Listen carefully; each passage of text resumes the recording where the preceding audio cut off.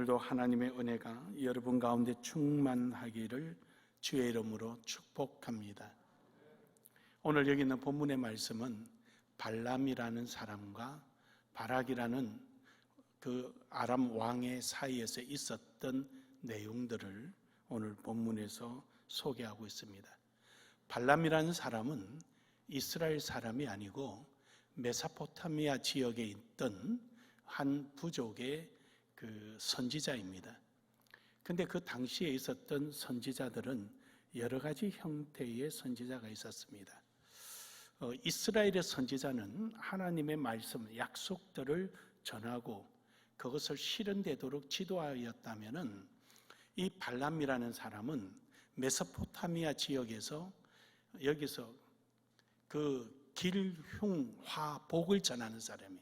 요즘으로 말하면 꼭 점쟁이 같은 그런 인물이겠죠.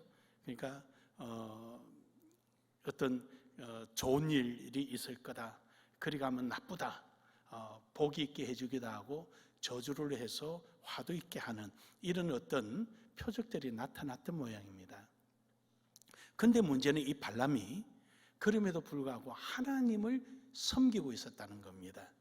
그래서 여호와 하나님을 알고 여호와 하나님을 섬기고 있어서 이제 이러한 것을 알았던 발락이 이스라엘 군대가 너무도 광대하니까 두려움 나머지 이 발람에게 많은 검은 보화를 보내서 신하에게 발람을 청하게 됩니다.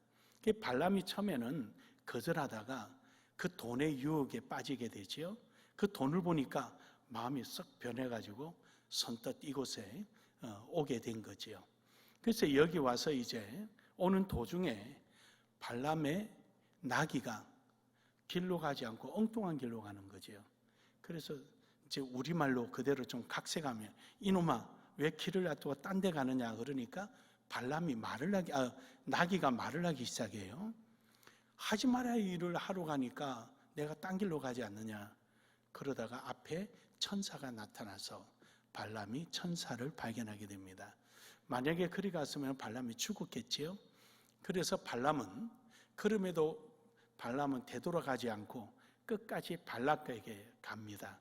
발락에게 가서 이제 번제단을 다 쌓고 제물을 잡고 나서 당신은 여기 있어서 나는 저기 가서 여호와 하나님께 기도하겠나이다 하고 이제 좀 떨어진 자리에 가서 하늘을 향하여 기도하니까 하나님께서 첫 번째 응답이 이스라엘을 자랑을 하시는 거예요.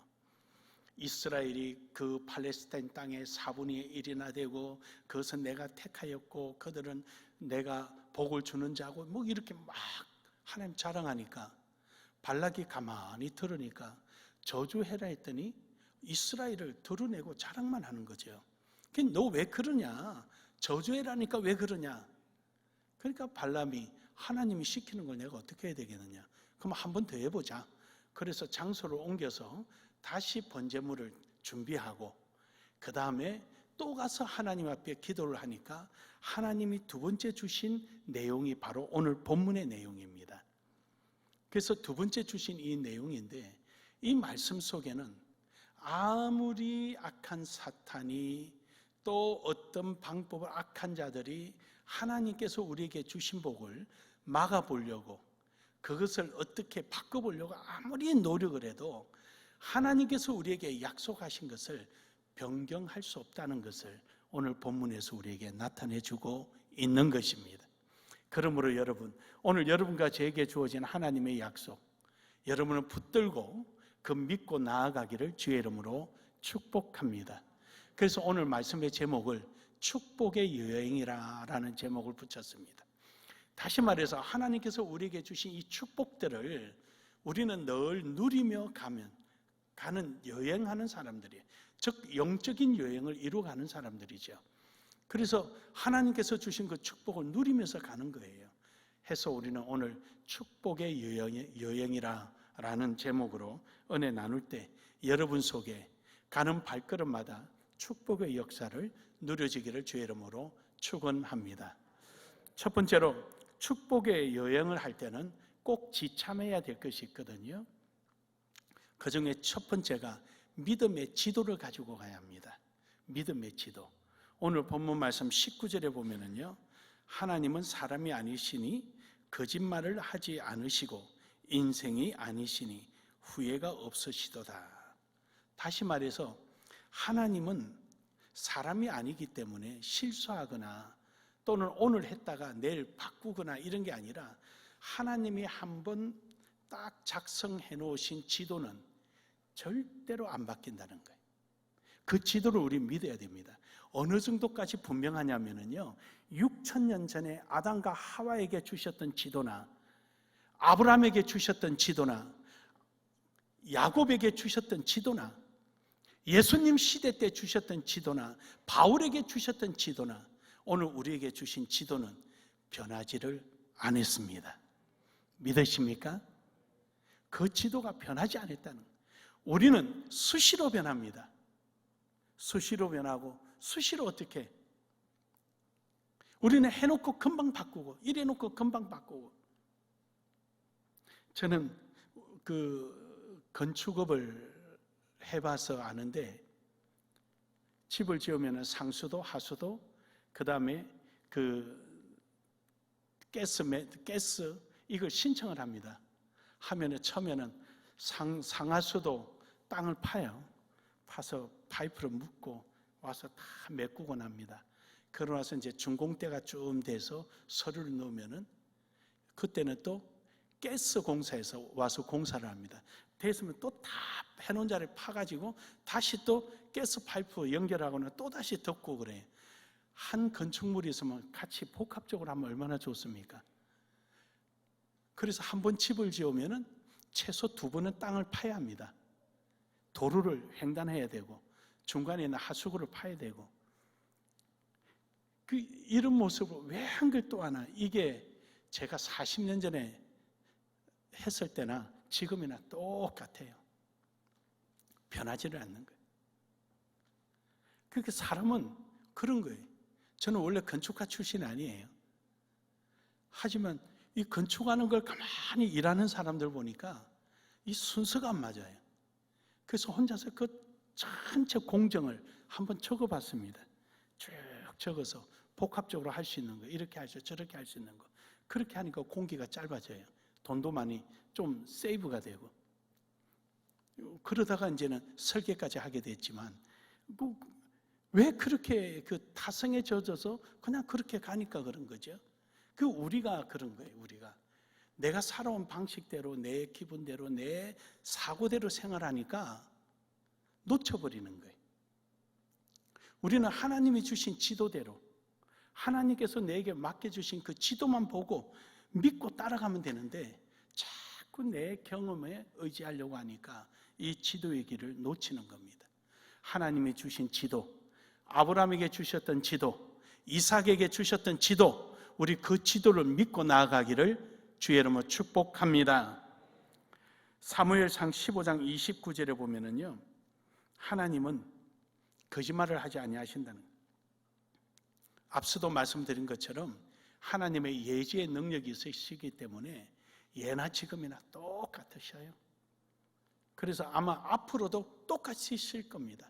절대 바뀌는 게 없습니다. 그래서 그 지도를 가지고 있는 사람들은 다 축복의 은혜를 다 누리고 살아가는 것입니다. 그리고 만나서 이야기하면 누구 하나 틀림이 없이 그 지도에 대해서 믿음에 대한 확신을 가지고 있을 것입니다. 이사야 40장 8절에 보면은 이것은 말씀드린 대로 영원히 있습니다. 누구 시대에 누구에게를 위해서 맞춰진 것이 아니라 온 인류를 위해서 모두에게 맞춰진 겁니다. 그래서 우리는 그 말씀을 붙들고 우리는 나아가는 것입니다. 그게 흔들리거나 그게 무너지거나 그 어떤 환경에 쫓아서 이리 가고 저리 가고 해서는 안 됩니다. 우리는 그 지도를 지고 믿음을 갖고 끝까지 나아가기를 주의 이름으로 축복합니다. 로마서 3장 4절에서도 하나님은 여기에 대해서 조금 더 거짓이 없다 그럽니다. 하시다가 마음에 안 든다고 조금 바꾸거나 심지어 다리를 좀 더 넓히거나 이런 것도 없어요. 하나님이 해놓으신 지도는 기록된 대로 그대로 가는, 그대로 바꿔놓지를 않는 거예요. 그래서 하나님은 그렇게 역사하시고 이루어지는 거예요. 히브리서 6장 18절에 보면은요, 하지만 하나님은 거짓말 하실 수가 없는 겁니다. 거짓말 할 수가 없다는 것이죠, 하나님은. 왜냐? 하나님은 해놓으시는 것이 그게 자체가 완성이기 때문에. 오늘 여러분과 저를 불러주시고 오늘 이 자리에 세우신 것이 완성된 것입니다. 믿으십니까? 이제부터 우리는 인생의 여정을 통해서, 즉 영적인 인생의 발걸음을 통하여서 하나님께서 우리에게 주신 복들을 우리는 마음껏 누리며 가는 것입니다. 그 여정 속에 우리에게 반드시 있어야 될 것이 믿음의 지도라는 사실이에요. 그 지도를 보고, 환경을 보거나 어떤 조건을 보지 말고 지도를 보고 가세요. 지도를 보고. 지도만 보고 가면은 그 환경이 어찌하든지 조건이 어찌하든지 그것을 뛰어넘어 하나님의 약속된 축복을 누리고 되기 때문입니다. 그러므로 여러분이 히브리서 10장 23절에 있는 말씀처럼 하나님의 약속은 믿으시다. 약속하신 건 믿을만하다. 여기서 믿을만하다라니까 가능성적인 상대적 의미가 있는 게 아니에요. 이 가능성적인 의미가 아니라 많은 거 있지만 그게 아니라 오로지 믿을만한 것은 하나님이다, 이 뜻이에요. 많은 것 중에 많이 있지만 그게 아니다는, 오직 유일한 건 여기뿐이다라는 것을 말씀하는 것입니다. 그러므로 오늘 여러분과 저는 주님의 약속을, 그 지도를 믿고 나아가기를 주의 이름으로 축복합니다. 욥기서 23장 14절에 보면은요, 그런즉 내게 작정하신 것을 이루실 것이라, 이런 일이 그에게 많이 있느니라. 즉 무슨 말씀이냐면요, 욥이 전혀 예기치 못했잖아요. 욥은 자기 나름대로 어떻게 하나님 앞에 잘한다고 잘했지만, 그러나 자기 경험으로 볼 때는 이 도무지 이해가 안 가는 일들이 생겼단 말이죠. 하지만 하나님은 결단코 이루어 놓으신 것들을 폐기하지 아니하신다는 것에 대한 확실한 믿음을 가지고 있었던 거죠. 그래서 욥은 자기 스스로가 자기의 신앙의 여정 속에 어렵고 힘들고 이해가 안 가는 환경이 있을지라도 분명한 것은 하나님의 뜻이 이루어진다는 것입니다. 사랑하는 여러분, 하나님께서는 여러분과 저를 부르신 목적대로 하나님의 뜻을 반드시 이루실 것을 믿으시기를 주의 이름으로 축복합니다. 그러므로 오늘 여러분과 저는 예만 있어야 되는 겁니다. 고린도후서 1장 27에 보면은 하나님의 약속은 얼마든지 그리스도 안에서 예가 되나니, 반드시 응답이 되나니, 믿으십니까? 믿으십니까? 그 지도만 가져가면은 반드시 이루어진다는 겁니다. 확신이 가져야 된다는 것이죠.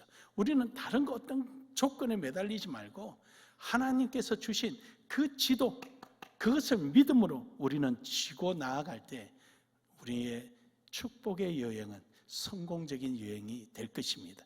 약속대로 여러분의 생활 속에 하나님 축복이 다 임하기를 한 번 더 축복합니다. 두 번째로는 소망의 나침판을 가지고 가야 합니다. 이 나침판이라는 것은 북쪽만 가리킵니다.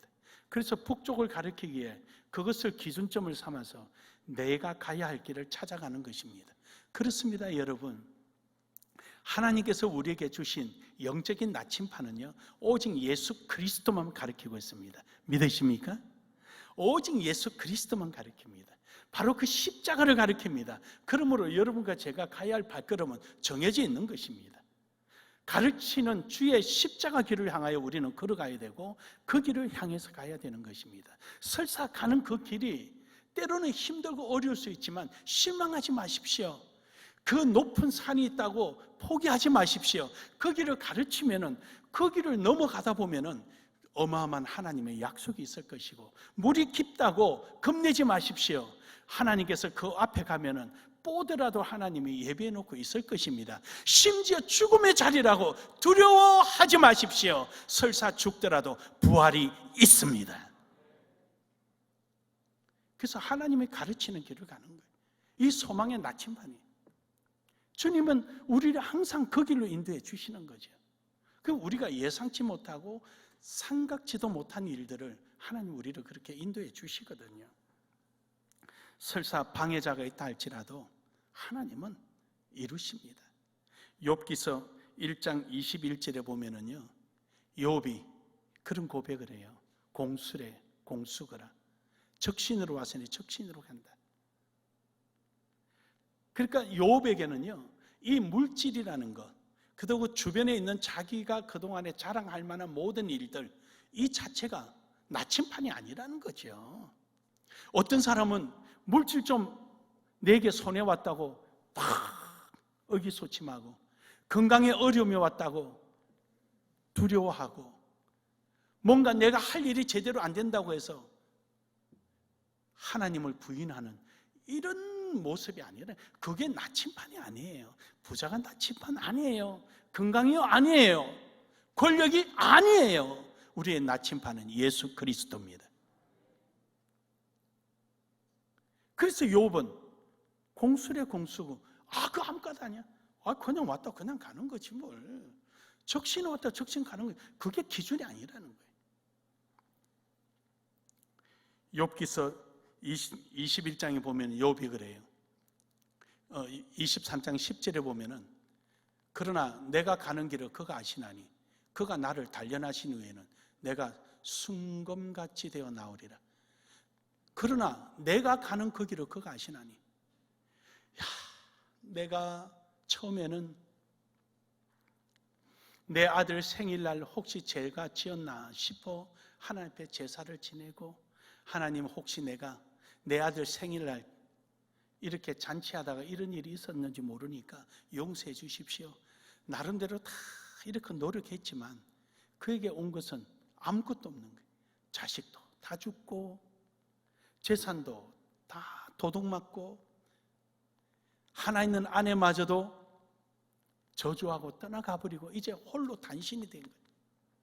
하지만 그는 흔들리지 않고 하나님께서 주신 그 나침판, 하나님께서 정한 그 길만을 오로지 쳐다보는 거예요. 그래서 내가 그 가는 길을 주가 아시리라.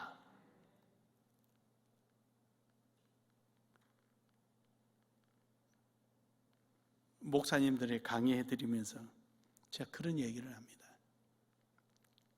교회가 또 목회자가 신앙의 원칙을 잃어버리면 교회의 존립으로서 인정받지 못하고 목회자는 직업인이 되고 만다. 목회자가 가져야 될 자세, 또 교회가 가져야 할 것이 분명히 있는 겁니다. 기독교사는 많은 핍박과 환난 속에 성장해 왔습니다. 때로는 권력 앞에, 때로는 이념 앞에, 때로는 총갈 앞에 총칼로 짓밟혀가며, 교회는 본은의 자세, 하나님께서 정해준 그 나침판을 향하여 흔들리지 않고 왔습니다. 어쩔 때는 질병이 있기도 했습니다. 코로나보다 더한 패스트라는 흑사병도 있었습니다. 함에도 불구하고 그 흑사병 걸려서 길거리에 날부르져 있는 시신들을 밤사이에 그리스도인들이 다 그 시신들을 수거했습니다. 그것을 땅에 묻어준 역사가 기독교의 역사였습니다. 그런데 이 코로나 앞에 예배를 중단할 수는 없었던 것입니다. 많은 핍박 중에 방해 중에 하나일 뿐이지 코로나가 특별한 것은 아무것도 아닙니다.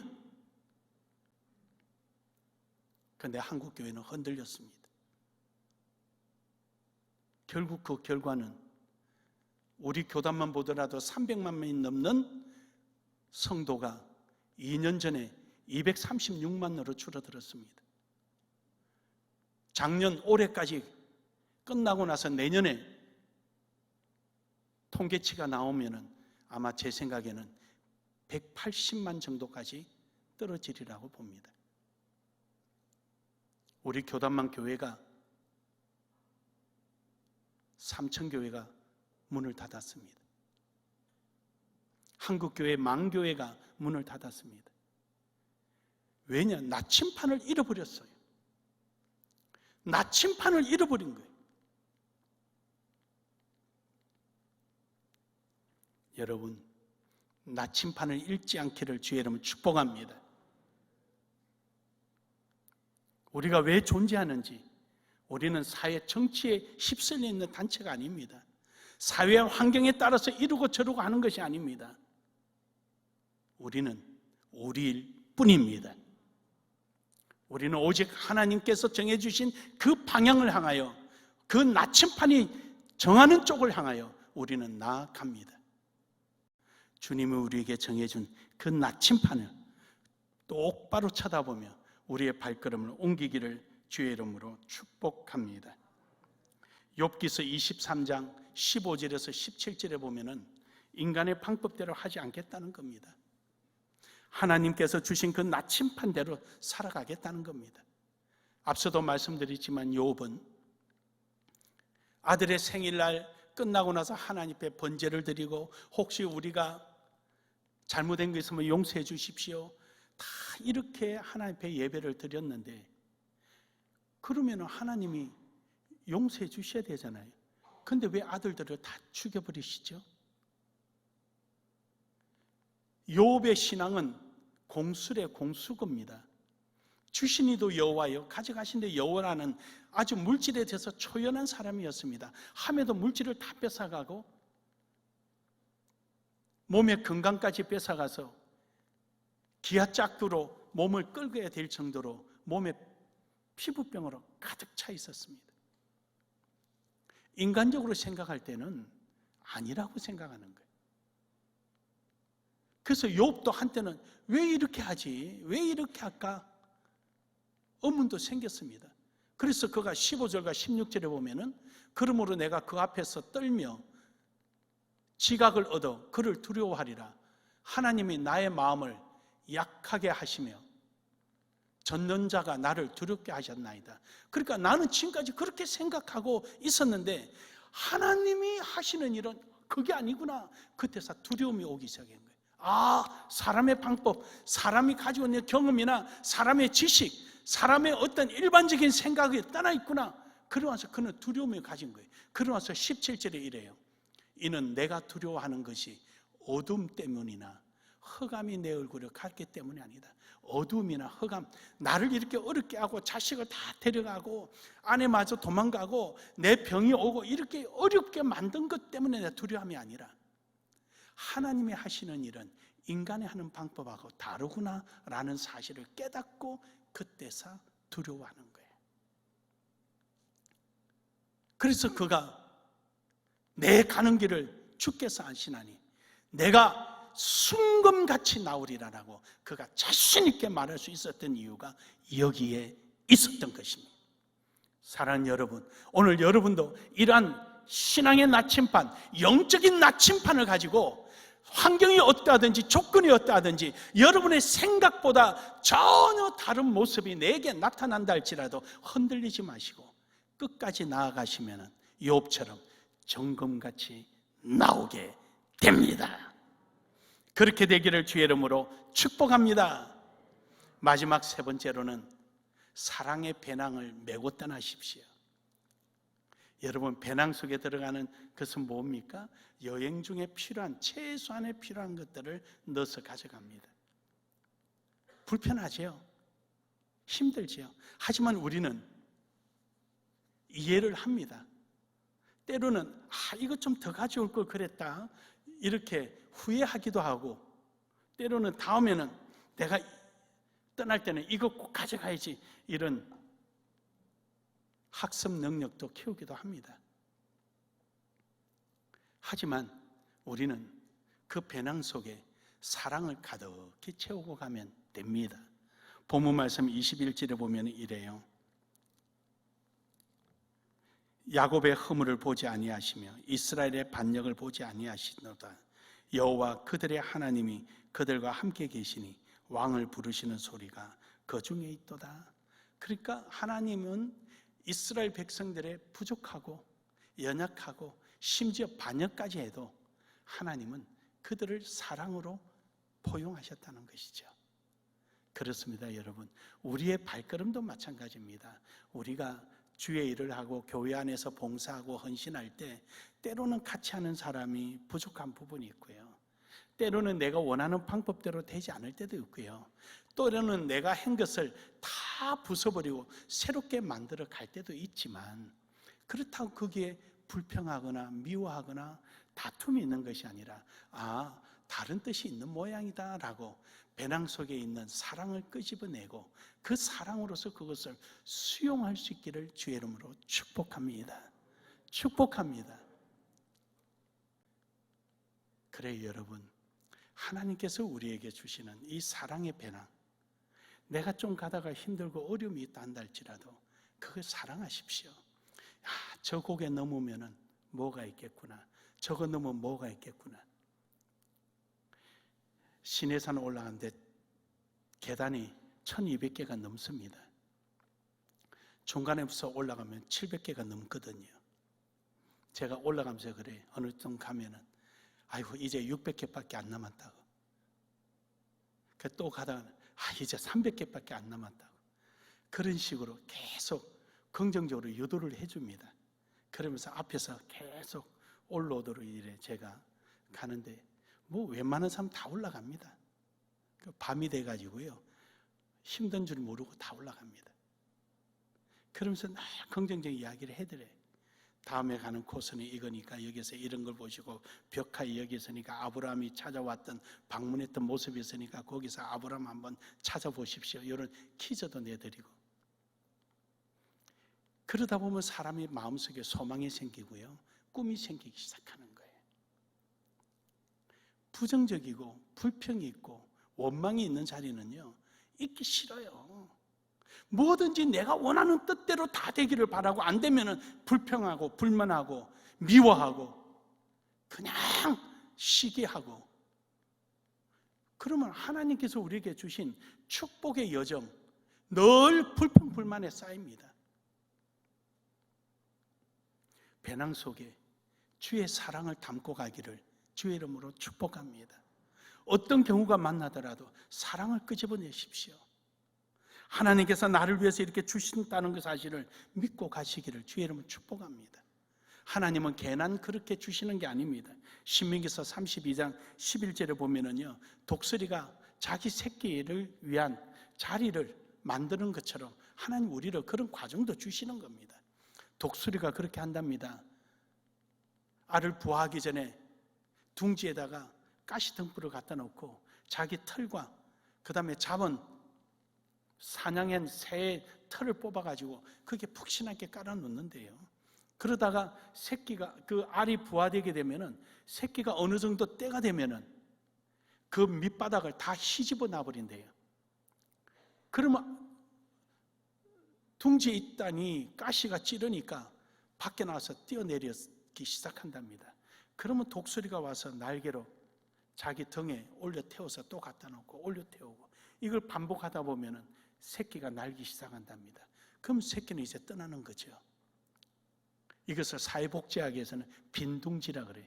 새끼가 날기 시작하면 어미 곁을 떠나거든요. 이제 빈둥지라 하는 거죠. 그게 다 떠나가는 거죠. 이제 그때 날기 시작하면. 하나님도 우리에게 우리가 스스로 쓰고 우리가 하나님 주신 축복을 누릴 수 있도록 우리에게 그런 환경을 주시는 거예요. 이때 불평, 불만, 포기, 자기 생각, 그러다 보면 못 갑니다. 거기서 멈춰버리는 거예요. 축복이 요요는 아니죠. 그죠? 못 가는 거예요. 여기서 끝나는 거예요. 그러다가 자기 인생은, 신앙의 여정은 더 이상 가지 못하고 끝나는 거예요. 거기 서 있다고 시간이 기다려주나요? 천만에요. 때를 놓치면 못 얻는 거죠. 그래서 사랑의 배낭 속에 있는 사랑을 사용하시라는 거예요. 사랑을. 그 환경 속에 사랑을 사용하면 어떤 어려움도 넘어가고 어떤 문제도 이겨나가고 결국은 주님이 약속하신 그 우리에게 주신 지도대로 축복의 역사를 우리는 맞이하게 되는 것입니다. 하나님께서는 신명기서 32장 10절에 눈동자처럼 사랑하시는 거예요. 여러분, 우리 눈동자가 어떻습니까? 조금만 말라도요 깜빡깜빡거려요. 조금만 말라도요 그 눈물을 공급해서 이 눈을 움직이게끔 해주는 거예요. 우리 속에 하나님께서 이 반사신경을 주셔서 바람만 스쳐가도 눈을 깜빡거리게 해주시는 거예요. 이렇게 우리를 지키신다는 거예요. 자기 눈동자처럼 지키신다. 요한일서 2장 5절에 보면은, 그래서 우리는 이 사랑을 하나님께서 우리에게 주신 지도, 믿음으로 사랑하고, 어떤 환경이 우리에게 놓이더라도 포기하지 말고 소망적으로 소망의 마음을 갖도록 사랑하고, 내가 실천하고 나아감에 있어서 내 앞에 어려움이 있더라도 우리는 그것을 이겨내고, 이러한 삶이 그 사랑을 통하여 성취되어지기를 주의 이름으로 축복합니다. 결론적으로 고린도전서 15장 9절에서 10절을 보면은요, 적극적인 순종을 해라는 것이죠. 우리가 주님께서 내게 맡기신 그 일들, 그게 무엇이 됐든 간에 적극적으로 행하라는 거죠. 사도 바울은요, 자기가 기독교, 예수님 말 끄집어내기는 얼굴이 화끈거려서 못 끄집어내잖아요. 왜 그랬습니까? 교회 핍박했죠, 예수님 핍박했죠, 믿는 사람 핍박했죠, 온갖 핍박을 한 사람이에요. 그래서 그는 그 지난 날을 생각하니까 너무 하나님 앞에 죄송한 거죠. 하지만 그는 하나님 말씀을 순종하되 다른 사도들보다 더 적극적으로 했어요. 그래서 다른 사도들보다도 더 열심을 행했던 거죠. 사나 죽거나 뭘 먹든지 마시든지 오로지 십자가 영광을 위하여 그는 최선을 다했습니다. 그 속에 주님에 대한 사랑이 있기 때문입니다. 사랑하는 여러분, 오늘도 여러분의 이러한 하나님께서 주신 그 지도를, 축복의 지도를 여러분 믿고, 어떤 환경이 오고 어려움이 오더라도 소망 중에 인내하며, 그리고 어떤 조건이 내게 맞지 않더라도 불평불만 하지 말고 배낭 속에 잔뜩 쌓아두신 그 사랑으로 그 모든 불평불만과 부족함을 채워나가는 여러분 되셔서 하나님이 주신 축복의 소유자가 되기를 주의 이름으로 축복합니다. 축복합니다. 우리 한번 인사합시다. 축복의 소유자가 되십시오.